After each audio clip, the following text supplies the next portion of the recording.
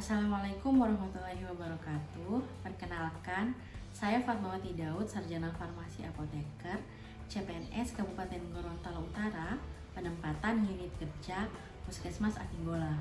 Dalam video kali ini, saya akan menjelaskan secara singkat materi tentang manajemen ASN dan Smart ASN. Materi ini diampu oleh pemateri Bapak Endi Triyanto Manyoe, SPI MSI. Yuk simak video berikut ini. Menurut Undang-Undang Nomor 5 Tahun 2014, manajemen ASN adalah pengelolaan ASN untuk menghasilkan pegawai ASN yang profesional, memiliki nilai dasar, etika profesi, bebas dari intervensi politik, bersih dari praktek korupsi, kolusi, dan nepotisme. Dalam pasal 1 menyebutkan bahwa ASN terdiri dari pegawai negeri sipil dan pegawai pemerintah dengan perjanjian kerja. Pegawai negeri sipil adalah warga negara Indonesia yang memenuhi syarat tertentu diangkat sebagai ASN oleh pejabat pembina kepegawaian untuk menduduki jabatan pemerintahan. Sedangkan P3K adalah warga negara Indonesia yang memenuhi syarat tertentu diangkat berdasarkan perjanjian kerja untuk jangka waktu tertentu dalam rangka melaksanakan tugas pemerintahan. Adapun kedudukan ASN yaitu sebagai unsur aparatur negara. Sedangkan fungsi ASN terdiri atas 3. Yang pertama, sebagai pelaksana kebijakan publik. Yang kedua, sebagai pelayan publik. Dan yang ketiga, perekat dan pemersatu bangsa. Terdapat perbedaan hak bagi PNS dan P3K. Adapun hak bagi PNS yaitu gaji dan tunjangan, cuti, pengembangan kompetensi, perlindungan, serta jaminan hari tua dan pensiun. Sedangkan hak bagi P3K terdiri dari gaji dan tunjangan, cuti, dan pengembangan kompetensi.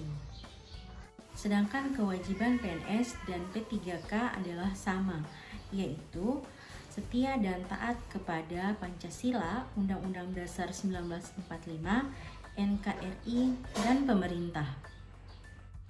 Menjaga persatuan dan kesatuan bangsa.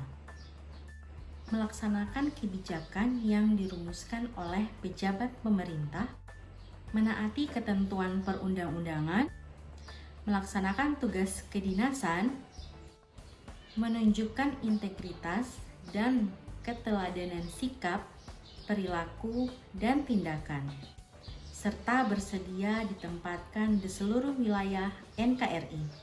Selanjutnya dalam manajemen ASN ada yang namanya sistem merit. Untuk penjelasan sistem merit dapat disaksikan pada gambar berikut ini. Sistem merit dalam manajemen ASN yaitu kebijakan dan manajemen ASN yang berdasarkan pada kualifikasi, kompetensi, dan kinerja secara adil dan wajar, dengan tanpa membedakan latar belakang politik, ras, warna kulit, agama, asal-usul, jenis kelamin, status pernikahan, umur, atau kondisi kecacatan.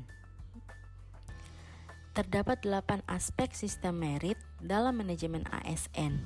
Yang pertama, perencanaan kebutuhan, yaitu kebutuhan pegawai dihitung secara tepat dengan ANJAP dan ABK. Yang kedua, pengadaan. Pengadaan pegawai dilakukan secara terbuka dan kompetitif. Yang ketiga, pengembangan karir. Pengembangan karir bertumpu pada pengembangan kompetensi dan kinerja. Yang keempat, promosi dan mutasi.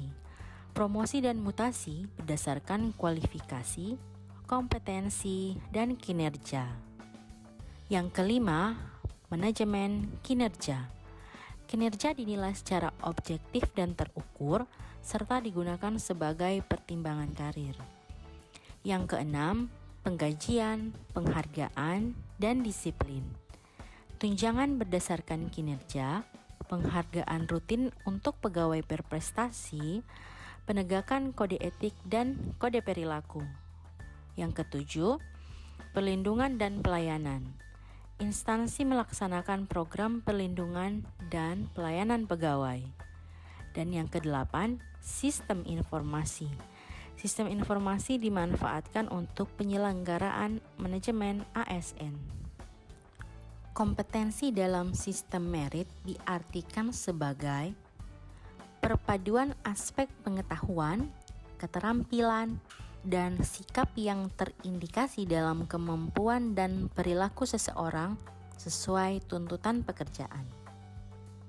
Kompetensi ASN terdiri atas 3. Yang pertama, kompetensi teknis yang diukur dari tingkat dan spesialisasi pendidikan, pelatihan teknis fungsional, dan pengalaman bekerja secara teknis. Yang kedua, kompetensi manajerial yang diukur dari tingkat pendidikan, pelatihan struktural atau manajemen, dan pengalaman kepemimpinan.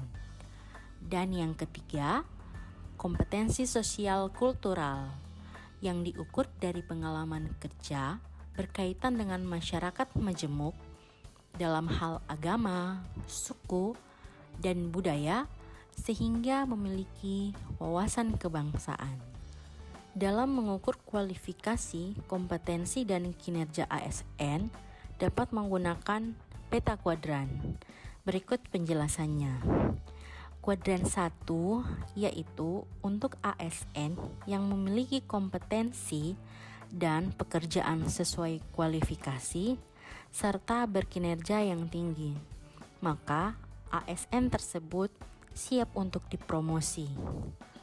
Kuadran kedua, ASN memiliki kompetensi namun pekerjaan tidak sesuai kualifikasi, tetapi ASN tersebut memiliki kinerja yang tinggi. Maka ASN dapat diikutkan untuk pendidikan dan pelatihan. Kuadran ketiga, ASN memiliki kompetensi kualifikasi pekerjaan sesuai, namun ASN tidak memiliki kinerja, maka ASN tersebut akan dimutasi atau rotasi. Dan yang keempat, ASN tidak memiliki kompetensi dan pekerjaan tidak sesuai dengan kualifikasi serta tidak memiliki kinerja, maka ASN tersebut dapat dirasionalisasi. Nah, itulah tadi penjelasan singkat tentang manajemen ASN. Selanjutnya, saya akan menjelaskan tentang Smart ASN. Smart ASN ini mengacu pada visi misi Presiden Joko Widodo, yaitu menghasilkan ASN yang profesional dan bekerja dalam lingkungan kerja yang berbasis teknologi informasi. Untuk mewujudkan Smart ASN, maka setiap ASN harus memiliki 8 karakteristik. Yang pertama, integritas. Kedua, nasionalisme. Yang ketiga, profesionalisme. Yang keempat, wawasan global.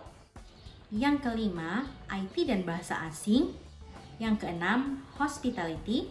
Yang ketujuh, networking. Dan yang kedelapan, entrepreneurship.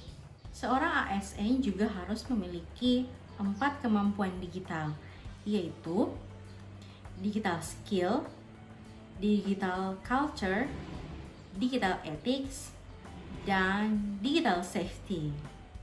Sebagai seorang ASN, kita tidak hanya dituntut memiliki 4 kemampuan digital, tetapi juga terdapat larangan-larangan bagi ASN dalam bermedia sosial.